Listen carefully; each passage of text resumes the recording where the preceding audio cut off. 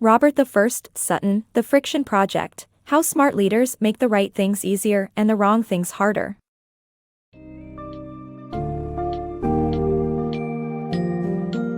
Welcome to an exploration of workplace dynamics through the insightful lens of The Friction Project, by RobertISutton. This book offers an intriguing dive into the often overlooked barriers that sap workplace productivity, such as pointless meetings and cumbersome processes. Sutton expertly navigates how outdated systems not only waste time but also hinder innovation and strain employee relationships.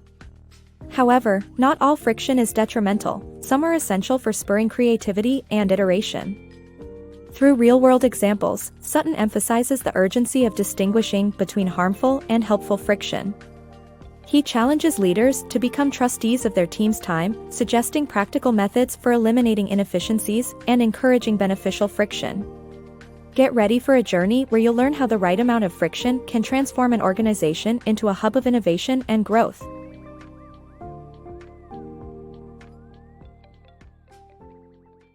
Navigating workplace friction.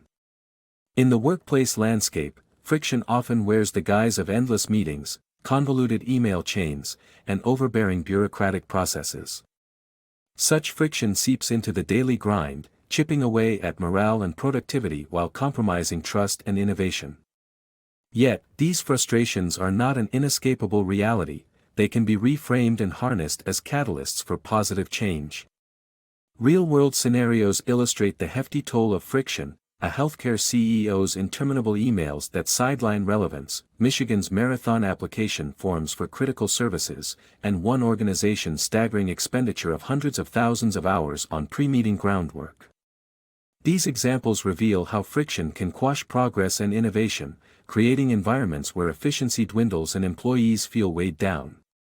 Interestingly, the idea isn't to wipe out all friction but to discern which form serves a constructive purpose.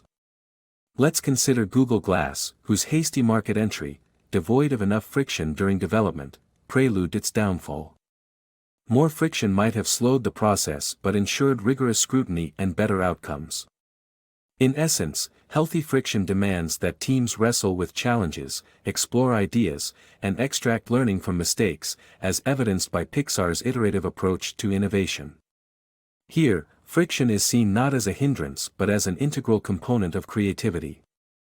Ironically, attempts to streamline communication through platforms such as Slack or Zoom sometimes add to the very friction they're designed to reduce, blurring lines between work and personal life. Similarly, fully automated processes, like self-checkouts, can erode customer connection, emphasizing that human interaction holds intrinsic value. Some forward-thinking companies have noticed this trend, implementing human touchpoints to nurture warmth and engagement.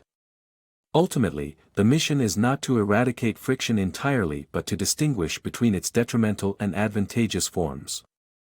By reducing harmful friction while embracing constructive friction, organizations can inspire a culture characterized by innovation, collaboration, and perpetual growth. The true art lies in spotting when friction is stifling potential and when it is propelling the team toward breakthroughs. The Time Steward. Embracing the role of a time steward involves taking responsibility for optimizing not just your own time, but also the time of those around you. Time is a precious, limited asset, and a diligent trustee actively seeks to eliminate processes and workflows that squander it. This caretaker mentality requires mindful awareness of how one's actions affect colleagues, aiming to simplify rather than complicate their lives. Winston Churchill exemplified this stewardship during a critical period in 1940, when he urged his team to write concise reports, foreseeing how clarity and brevity could dramatically enhance productivity amid the turmoil of the Blitz. Similar proactive measures can address and correct time-wasting routines in the workplace. Drew Houston, CEO of Dropbox, noticed that standing meetings were draining his employees' hours unnecessarily. His solution, nicknamed Meetingageddon, involved erasing these meetings from the calendar, prompting a thoughtful reassessment of essential versus extraneous gatherings. But being a trustee isn't just about cutting excess. It also involves introducing useful friction when necessary to improve decision-making and encourage thoughtful assessment. Blue Cross Blue Shield of Massachusetts demonstrated this by instituting deliberate obstacles in opioid prescription processes, compelling doctors to consider alternative treatments. This approach cultivated careful reflection and resulted in significantly reduced opioid prescriptions. To truly excel in this role, leaders should follow 5 key principles. Firstly, remain vigilant. A relentless maintenance of processes that mitigate negative friction is critical. Second, challenge the norm by experimenting with new methods, secure in the knowledge that reversal is possible if they don't work. Third, value actions over appearances. Reward those who accomplish tasks efficiently, not those who create noise with endless emails or unnecessary meetings. Fourth, when encountering friction, direct efforts towards solutions rather than assigning blame, fostering open dialogue that promotes constructive problem solving. Finally, celebrate those who spot friction early, encouraging a culture of preemptive identification and resolution.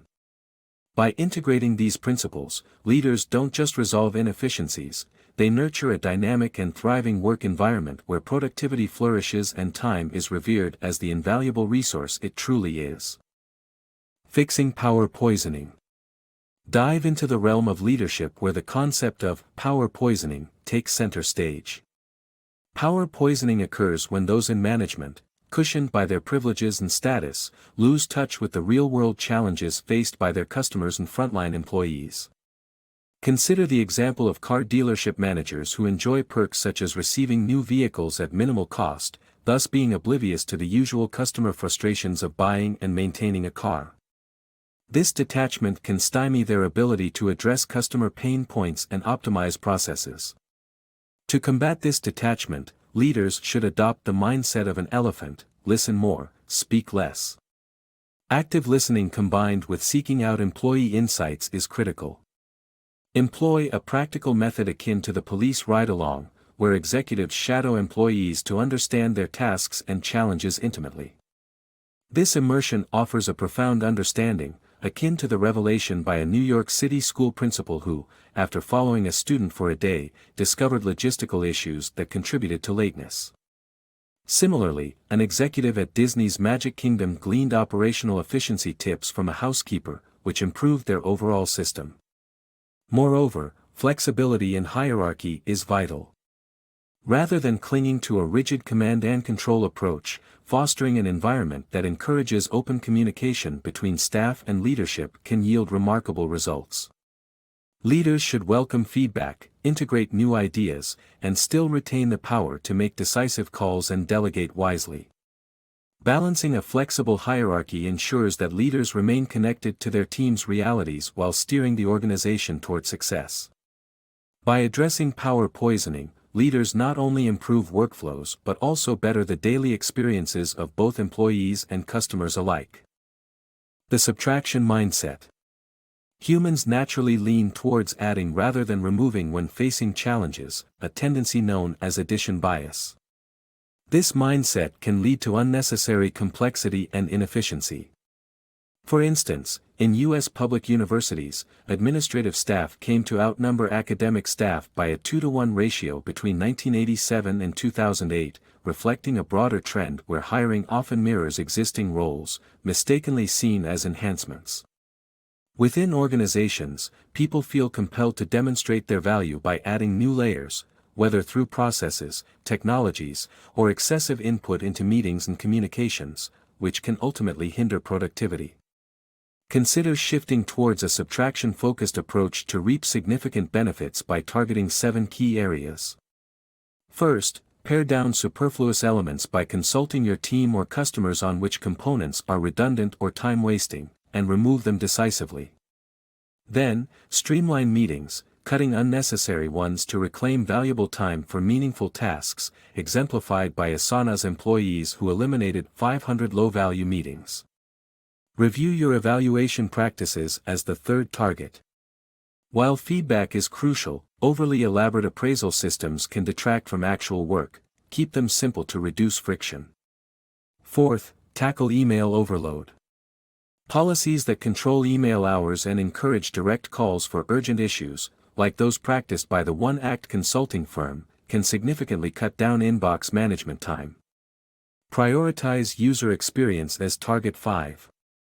Enhance user satisfaction by gathering feedback to eliminate experience bottlenecks. 6th, map the user journey. Visualize each interaction step to identify and remedy obstacles, thus smoothing the user process. Lastly, target perfectionism. While striving for high quality is important, not every task requires absolute perfection. Identifying when imperfections are acceptable can save time and resources for more critical objectives. Ultimately, achieving a productive workplace means eliminating non-essential friction while preserving the constructive friction necessary for effective decision-making and task execution. As Jerry Seinfeld humorously suggests, true efficiency often involves taking the harder road. By eliminating negative friction, teams can focus on challenging, meaningful tasks and drive genuine progress.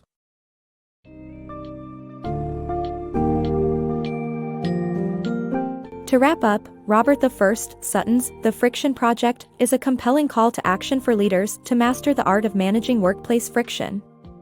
By recognizing that not all friction needs to be eradicated, only the harmful kind, leaders can foster environments that thrive on creativity and continuous improvement. Sutton's principles for smart leadership, such as instilling a culture of efficient time stewardship and embracing constructive friction, are timely guides for anyone seeking to enhance productivity and employee satisfaction. Moreover, understanding the nuances of power poisoning helps leaders remain grounded and aligned with employee experiences. By adopting a subtraction mindset, organizations can trim the excess, minimizing the burdens on employees and customers alike.